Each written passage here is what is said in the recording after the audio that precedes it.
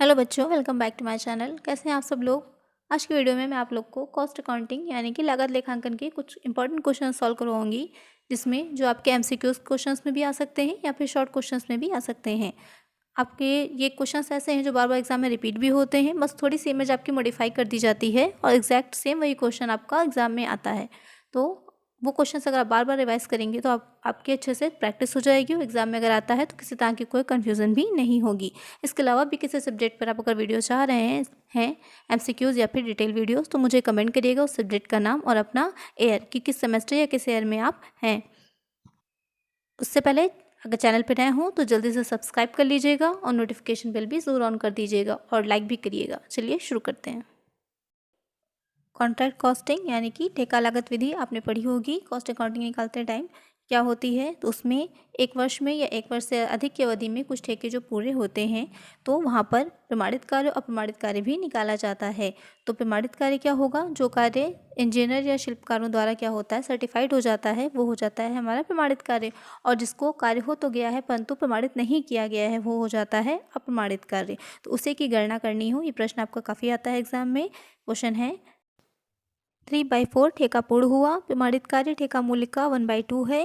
3/4 कार्य की लागत 3 लाख रुपए है। अप्रमाणित कार्य की लागत की गणना कीजिए।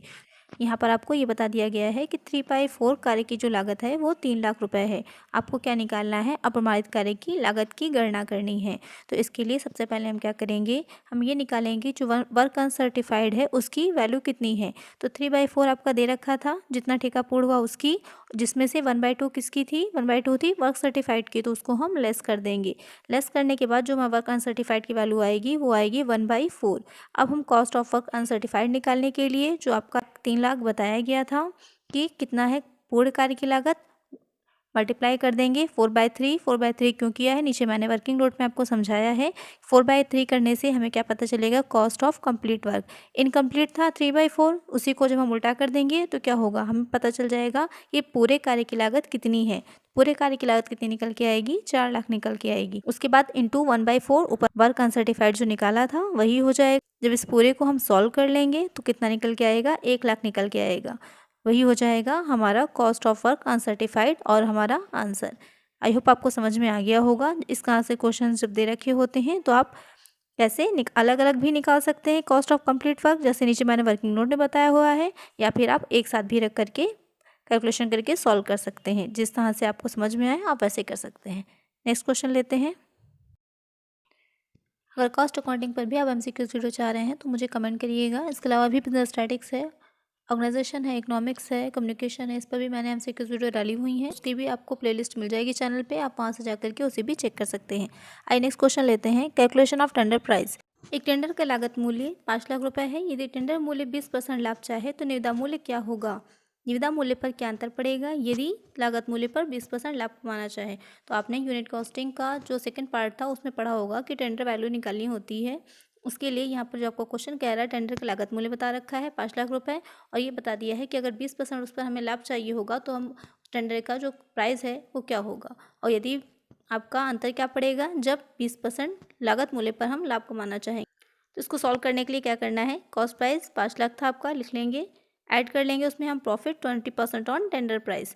5 लाख इंटू 20, यहाँ पर 100 में से 20 लेस किया गया है। क्यों, क्योंकि आपका टेंडर प्राइस पे दे रखा था और आपको क्वेश्चन में कॉस्ट प्राइस दे रखा है। तो यहाँ पर हम कॉस्ट प्राइस है, यहाँ पर मान लीजिए कि टेंडर प्राइस आपका 100 है और 20% उस पर प्रॉफिट निकाल रहे हैं, तो 100 में से 20 हम लेस करेंगे तो 80 हो जाएगी हमारी कॉस्ट। इसलिए यहाँ पर नीचे आपका 100 माइनस 20 किया गया है। अब जब इसे सॉल्व करेंगे तो कितना आएगा, 1,25,000 ऐड कर देंगे तो कितना हो जाएगा, 6,25,000। तो अब हमारे टेंडर प्राइस निकल के क्या आएगा, 6,25,000, यानी कि 5 लाख की लागत थी और उस पर हमारा 1,25,000 का प्रॉफिट होगा। टोटल प्राइस निकल के आएगा 6,25,000। दूसरी कंडीशन जो आपकी दे रखी है उसमें cost price as it is वही आपका 5 लाख आएगा, उसके बाद प्रॉफिट ऐड करना है 20%। तो यहाँ प्रॉफिट जो दे रखा था आपका कॉस्ट प्राइस पर दे रखा था, तो 20% कॉस्ट प्राइस का 5 लाख का निकालेंगे तो आएगा 1 लाख, ऐड कर देंगे टोटल हो जाएगा 6 लाख। तो यहाँ पर टेंडर प्राइस कितना निकल के आएगा, 6 लाख निकल के आएगा। तो टेंडर प्राइस निकालने में जब भी आपको क्वेश्चन दे रखा होगा तो इस तरह से हम उसे सॉल्व करते हैं। नेक्स्ट क्वेश्चन आपका कैलकुलेशन ऑफ मटेरियल कंज्यूम्ड से है, जो कि काफ़ी एग्जाम में पूछा जाता है। उपयोग सामग्री की गणना कीजिए। आपको opening stock of raw material बता दिया है, सामग्री का क्रय बता दिया है, सामग्री का अंतिम रहतिया है, आगत बाड़ा है, सामग्री की असामान्य क्षति है और दोषपूर्ण सामग्री की वापसी है। आपको इससे क्या निकालना है, मटेरियल कंज्यूम निकालना है। अगर आपने याद पढ़ा होगा जब यूनिट कॉस्टिंग का फर्स्ट पार्ट जो है उसमें आपकी जो कॉस्ट शीट होती है उसमें आपने पढ़ा होगा कि मटेरियल कंज्यूम किस तरह से निकाला जाता है। उसके बाद उसमें डायरेक्ट लेबर और डायरेक्ट एक्सपेंसेस को ऐड करके क्या निकाला जाता है, प्राइम कॉस्ट तक पहुंचा जाता है। तो आइए देखते हैं कि मटेरियल कंज्यूम को हम कैसे निकालते हैं। इसमें सबसे पहले लिखा जाएगा opening stock of raw material. आपके क्वेश्चन में 1 लाख का दे रखा था, नोट कर लेंगे।